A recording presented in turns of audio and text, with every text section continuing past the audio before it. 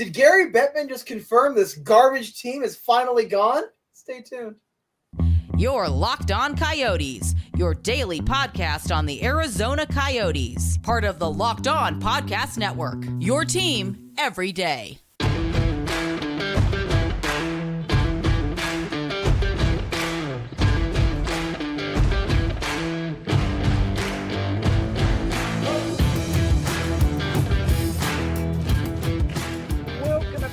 To today's episode of Locked On Coyotes, brought to you by Game Time. Download the Game Time app and create an account. Use the code LOCKEDONNHL for $20 off your first purchase. I am your host, Robin Leonio. That's Matthew Jacobson right beside me. And we both want to thank you guys for making this show your first listen every day. We are free and available everywhere you get your podcast, including now on the SiriusXM radio app. We got a great show for you guys today because, well, let's just say yesterday Gary Bettman opened his mouth and we had some words to say. Yeah, we got plenty to talk about, and I'm definitely mildly concerned. Like, to bring it back down for a second, I actually am slightly mildly concerned because while this is not like there are a lot of idiots that were like, this team, you see the Atlanta Thrashers moved really quickly, so this team's also going to move really quickly. Oh, the timelines line up because a lot of people are really dumb. But something he said, I'm a little uncomfortable with because of what it potentially does. Now, do you want to set the scene, or do you want me to just go ahead and start running away with it? Oh, just go. All right, so Gary B, I'm going to call him Bet Dog, or please don't clip that, but so he's talking with Elliot Friedman after the Board of Governors meeting. We got some tidbits of information, stuff with especially jerseys. We got stuff with Ottawa Senators. Don't really care about that. We're here to talk about the Arizona Coyotes and the Arizona Coyotes. They currently don't really have a timeline. We already knew that, and I know that potentially what one perspective was offered that it could just be to make sure you don't really force the Coyotes to do a bad deal and whatnot. But he says we should probably have that clarity by around the midpoint of the season. And that's where I have to stop you.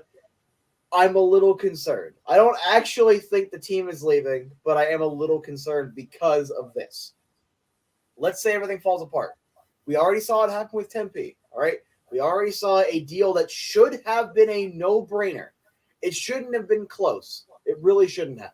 It should have passed. We should be talking about when we're breaking ground right now. Saw them fumble that. While everything does objectively look good right now, they're in exclusive negotiations with the Salt River, Pima, Maricopa Indian community, and they have a couple of other options. I think it's anywhere between 5 and 7, somewhere in there. It does vary depending on who you're talking to. So I'll just say multiple options. They're exploring a lot of them. So they're in a very good position right now, but we have seen very good positions get fumbled by this team. You hit the midpoint of the season, so let's just say January. You have months to either force a sale to Matt Ishbia, which the Board of Governors can do. People are for some reason confused about this.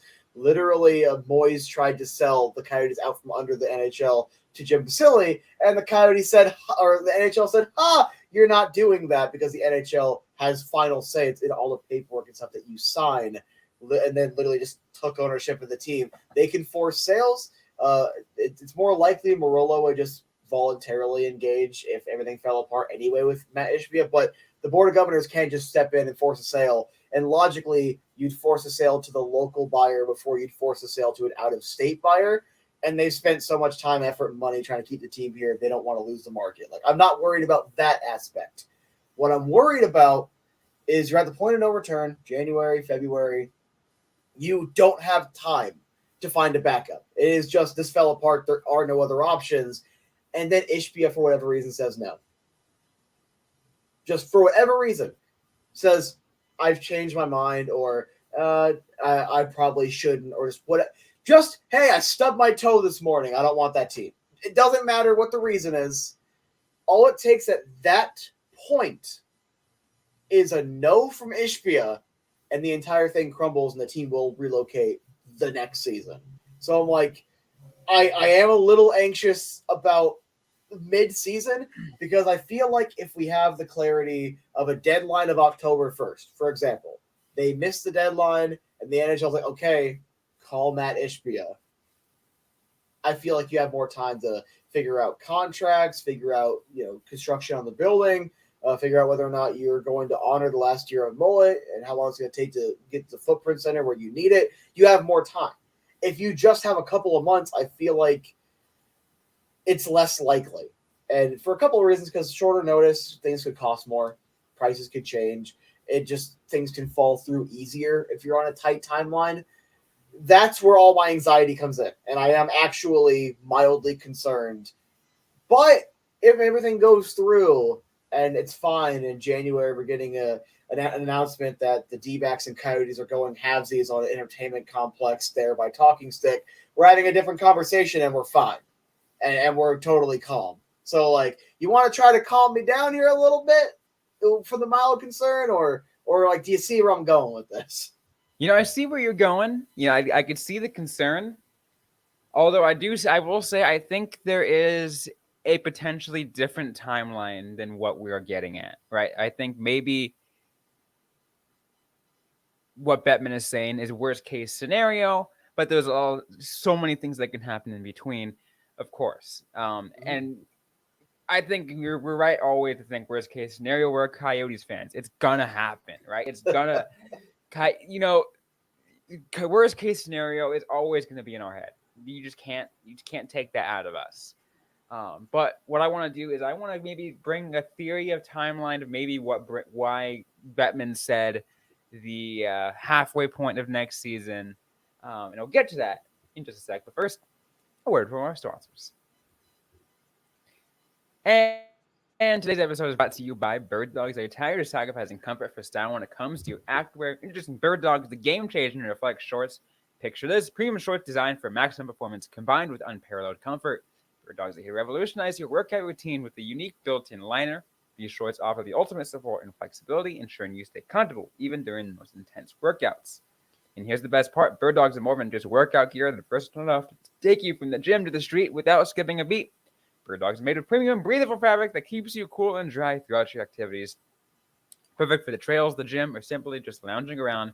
Bird Dogs are the sorts you've been searching for. Order your pair of Bird Dogs and join the thousands of satisfied customers who have made the switch.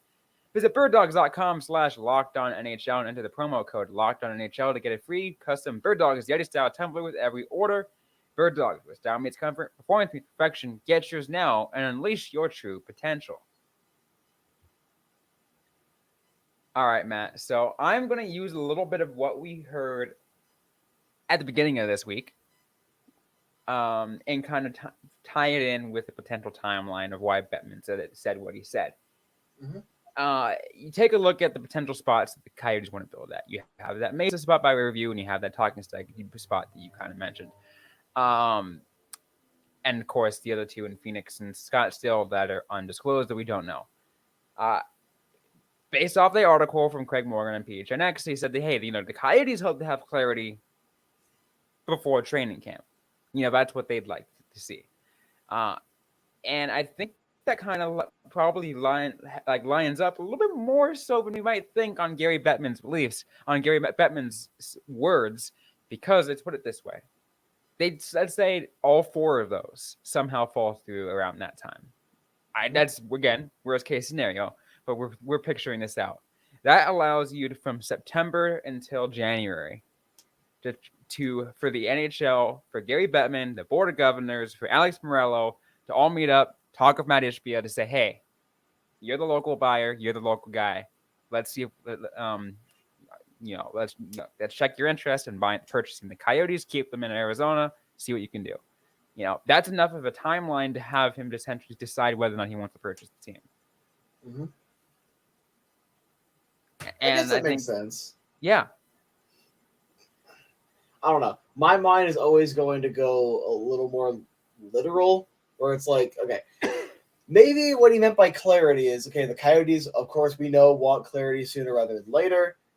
I'm going to assume that telling Keller's agents were in exclusive negotiating with the Salt River, Pima, Maricopa Indian community probably is more than enough to get a little bit of ease in their minds. That and then wanting to be more competitive and wanting to bring in a couple of guys to where it's like the team's going to be better this year. So I never really had a concern that he's going to want out, but That's one potential kind of pillar to fall, right? Then you go into internally, they probably want it done by the start of the season, by training camp, because that kind of allows you to get everything in order. Because the original negotiations are just to get the agreement that you can do it, then you got to start securing contracts and whatnot. So then, like internally, contract signed October 1st. It's finally ready for announcement January 7th, right? That like, hey, everything's in order. Construction begins this date. This is what we're doing. We're building, Because remember, 101. You also, because they're also going to need an architect to design the project. Mm-hmm. Which, speaking of which, I feel bad for the Manica who designed the Tempe Entertainment Project, only for that beautiful thing that they built, that they they rendered. Just no. I feel like theoretically you could still at least reuse the arena plan. Like the arena itself, I feel like you probably could reuse that in some aspects from it, but it would either require you to bring that architect back to adjust it to the new location or scrap it entirely. That's fair. Yeah, I can see that being the case, because that this group is known for I think they've been a part of the architect group of, I think, Allegiant Stadium, Chase Center in San Francisco, I think T-Mobile Arena in Las Vegas too. Like, they've done a lot of the recent good, really nice projects. So, I would love to see, again, something beautiful for the Coyotes. And again, that's just me being, hopeful of the best of the best things to happen. I try to be as optimistic as I can, but I also am very cynical. So you want to know what I want? I want them to, just pick up take 10 helicopters, pick up Desert Diamond Arena, and just plop that down anywhere in the East Valley. Just take it, go to downtown, steal the Madhouse, just take the skeleton, and just whoop, push it somewhere else. We just take Desert Diamond Arena and push it somewhere else. Like, that's what I want, because look, I know I'm biased, like growing up there essentially and working there now, but it's still a very functional arena. It's just in a terrible location. So think about it. If they just picked it up and brought it somewhere else, but no, I don't know. I don't like the comment, because I don't like the scenario that we actually need the midpoint of the season. And then you had some people that were like, oh, well, see, they haven't even talked to Matt Ishbia. One of the dumbest possible things, because you're clearly not listening to the coverage. I just want to go ahead and just say it one more time, maybe a little more slowly for you. Ishbia wants to buy them, potentially. Meaning, if they're not for sale, there's no conversation. Some people really need it broken down to him, because through his spokesperson, he confirmed the interest. We have that quote in Craig Morgan's article. Someone from PHNX Suns reached out and got that quote. He is interested in sitting down with them. He's interested in potentially owning the team. Now, that could change due to any number of factors. They can sit down and he can I don't like the conversation, and walk away. But he has the interest right now in purchasing them, not in, we'll help you play in our arena. So it makes no sense why people would assume the Ishbia conversation has happened. That really isn't news. I don't even know why that needed to be asked, because even I could have told you that the conversation hasn't happened yet, because the team's not for sale. If they are for sale, then it happens. All right? Even if Morello is on the fence about selling, that conversation happens. But as of right now, there is zero indication there's any interest in selling from within. So that isn't happening yet. No, I think we're still a long ways away from that even being the case. Yeah, it would be. Look, I don't know if this is Bettman's way of putting a hard timeline in softer words, and then essentially like, hey, if you don't get it done by this day, we're taking over, kind of a thing. Which I'm assuming the first call would probably be to Matt Ishbia. I would be shocked if the first call went anywhere else, but then again, that's just me. But like, maybe it's just a way for them to give a nice soft or hard deadline in soft words, because that makes sense. But you know what? You want to know what else makes sense? Sponsor of today's episode, and that's Game Time. Let's get a graphic and let's talk about this. So, unless I know we're Coyotes fans, we get stressed. You know, the process of buying the tickets themselves should not be stressful. Game Time is a fast, easy way to buy tickets for all sports, music, comedy, and theatre near you.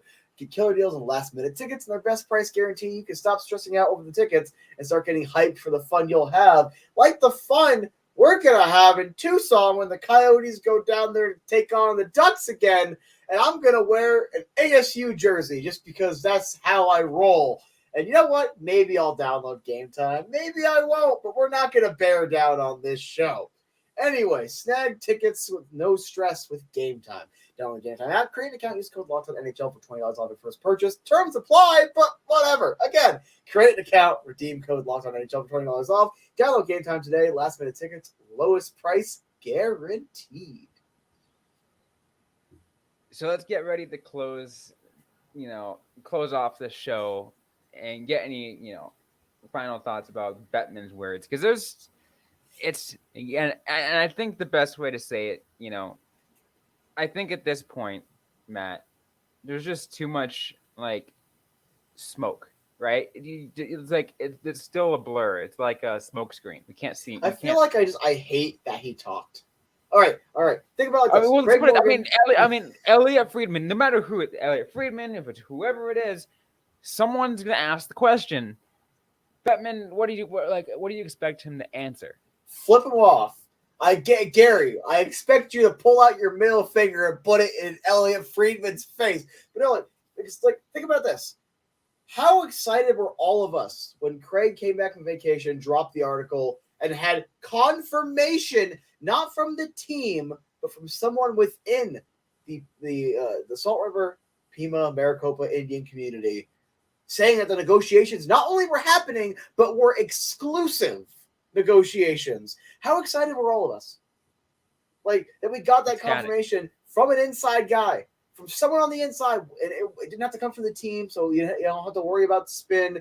That was a good point that Greg Wazinski brought up on a recent episode of Craig's show, but it's like, you don't have to worry about the spin, you don't have to worry about this or that. It's like literally from the inside of one of the parties that's involved here. We got that confirmation. That's all we needed. All we needed was they're negotiating. We're good. Things are looking good. They got multiple arena options. They're actually doing the work. We're all happy. I don't like this quote by Bettman because my mind goes to, oh yeah, like the deadline's midpoint of the season when there's no time to find that plan Z. He did also say that they are exploring multiple options. Yes, because they are in the greater Phoenix area. He didn't say anywhere else, but in the greater Phoenix area. Mm-hmm. One of those options is, in fact, Glendale. I have exclusive sources right now. Ready? I'm going to drop my source. Lol, you thought? Nah. But no, it's all in the East Valley. It's all Phoenix, Scottsdale. It's on. That's where all the fans are. Area. But I know objectively, taking that step back, there's nothing wrong with what he said. There's nothing negative about what he said. There's nothing to indicate a relocation with what he said in any context. It just rubbed me the wrong way. Me personally, have that be the official representation of the timeline, because my mind is immediately going to go to, what if they screw it up and they have literally no time to fix it? I think you speak for a lot of Coyotes fans, not just yourself, but a lot of Coyotes fans, in feeling that way, and rightfully so, because this has happened time and time and time again. You can only, and that's why I'm so cynical. What did I say, Matt, multiple times over the last month since the election of a potential new arena? I will not believe it's reality until I step inside the arena and a ticket is scanned. I get that. I do. And I cannot tell you who I've been talking to. It's not like a super inside source or anything. This is just like a personal thing I was talking to. But like one thing I don't like is how consistent a lot of the negative stories have been in terms of like the Coyotes' negative behavior, the organization not putting their best foot forward, the organization not representing themselves well, and how rock solid and consistent it's been with everyone I talk to that actually would be in positions to deal with the team directly. And one quote that I was told, today, and again, I'm not going to say who said it, but it was essentially that this team has a reputation that they've built for themselves, and it's not a good one. And that, even though I consider myself a lot more optimistic, that might kind of help. Maybe that's why I was so not liking there being an actual deadline. I mean, obviously, logically there is a deadline, but like it's because like this team has got like they've built bridges. They've done some really good things with corporate sponsors, with the different tribes in the state, trying to expand the audience in the Hispanic community. They've done some good things to try to build bridges. They've also burnt down about as many cities as Godzilla. like it's kind of torched stuff to where it's like my anxiety is going to always exist, even though I'm optimistic, and I still genuinely don't think the team's going to leave. But I feel like any little thing is going to set me off at this point. I just want the press conference. We have reached an agreement with X party on an arena, and we're just working at the details now. Like the contracts are signed. Now we just got to get into the building phase. I just want that. You know what, Matt? Like, I think here's the thing. Any one of us can put, anyone can put out a deadline, right? Gary Bettman can put out a deadline. The Coyotes put out a deadline. I can put out a deadline. I can say, you know what? I want to see an arena deal be made before I go to vacation at the end of next month. I want to see the damn thing built tomorrow. Build it tomorrow.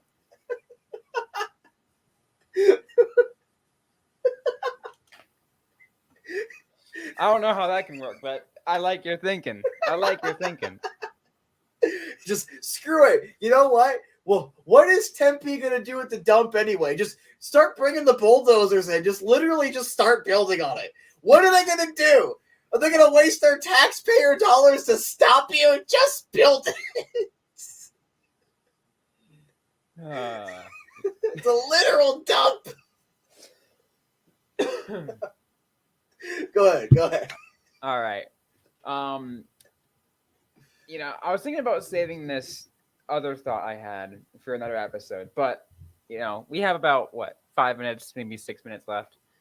Yeah, we got a couple minutes.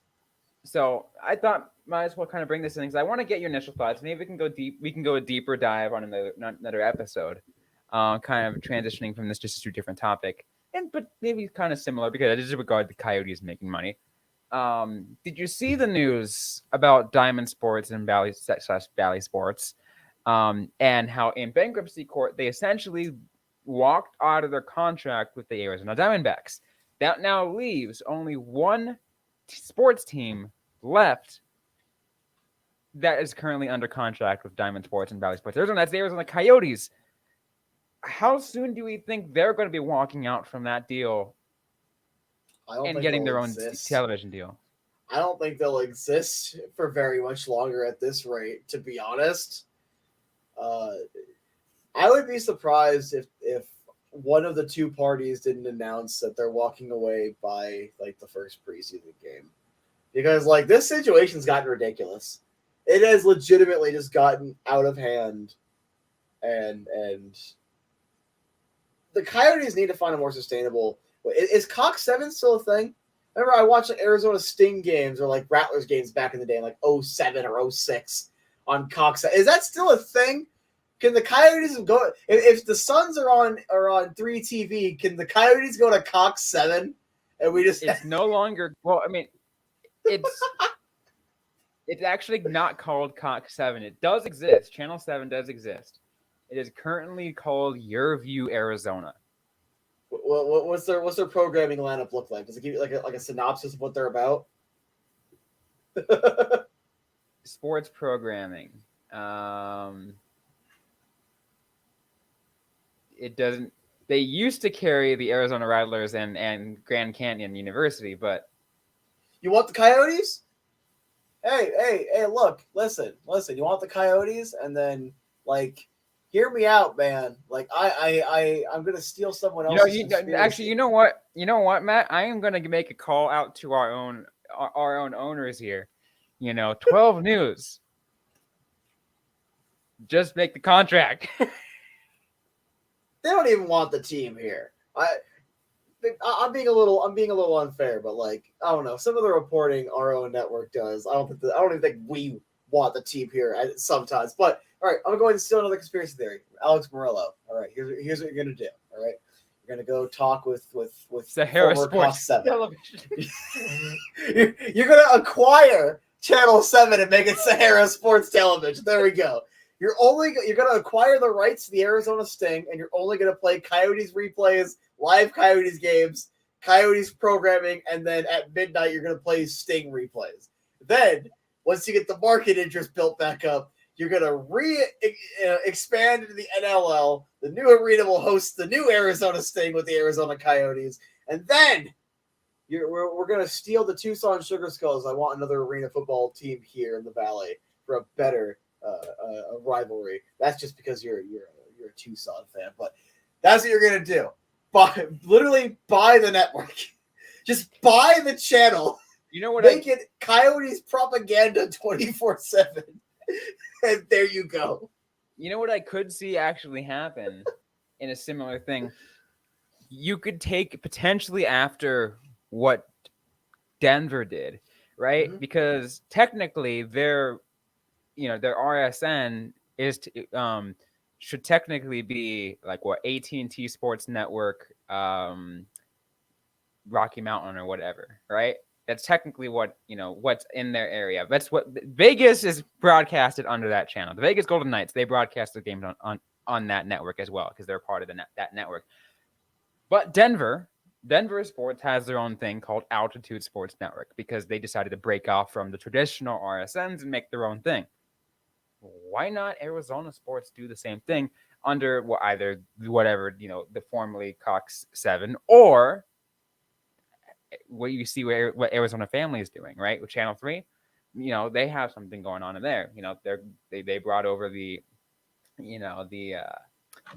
Mercury and the Suns. Maybe there's money to be made.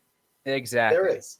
Look, you sacrifice money up front, but you gain a bigger audience, which makes your ad rates go up. Because, oh, wait, before, these are numbers pulled directly from my anus for the purposes of an example, not actual representation.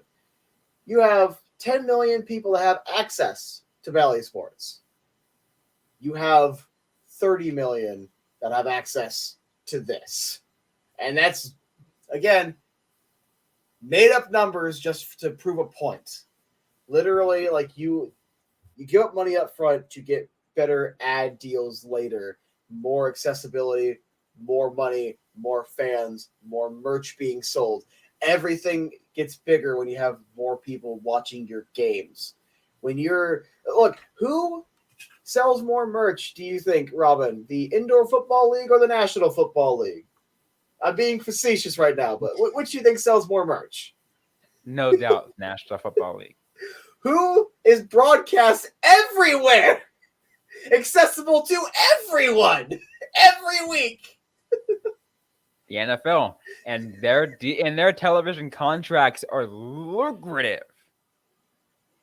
So, like, if you right now, because I think RSNs are dead, and I think that's a good thing because like all it did was essentially make watching your team harder and more expensive, and it's kind of antiquated at this point anyway. Basic cable, anyone with a freaking antenna can get access to, meaning you are literally in your own area potentially double, triple, quadrupling your potential audience and more people, as Javier Gutierrez calls them, fans in waiting. That's the best thing, in my opinion, for this team. They need to be as accessible. They need to be everywhere. They need everyone to be watching them constantly all the time, because you're playing in a 4,600 seat NHL capacity arena. We need as many eyeballs in this team as we can get, because when we're ready to move into that 16, 17,000 seat arena, you want that place packed with not only the existing fans, but those new fans as well. Oh, 100%. Any final thoughts before we close things off? Stop stressing me out and get it done. Well, that's going to be it for today's episode of the Locked On Coyotes podcast. If you like what you heard, don't forget to leave a review, like, comment, subscribe. If you've yet to already, we're available everywhere you get your podcast, including on YouTube. Don't forget to interact with us on social media. We're on Facebook, facebook.com/LockedOnCoyotes, and on Twitter at LO_Coyotes. I'm personally at Robin_Leonio. Matthew Jacobson is at the AZ Sports Guy. Interact with us, ask a question you might have. We might answer it right back, or on a future episode of the Locked On Coyotes podcast. Thanks again, everyone, for listening to today's episode. Hope you guys are staying safe out there. Hope you guys are staying healthy. And don't forget to howl on.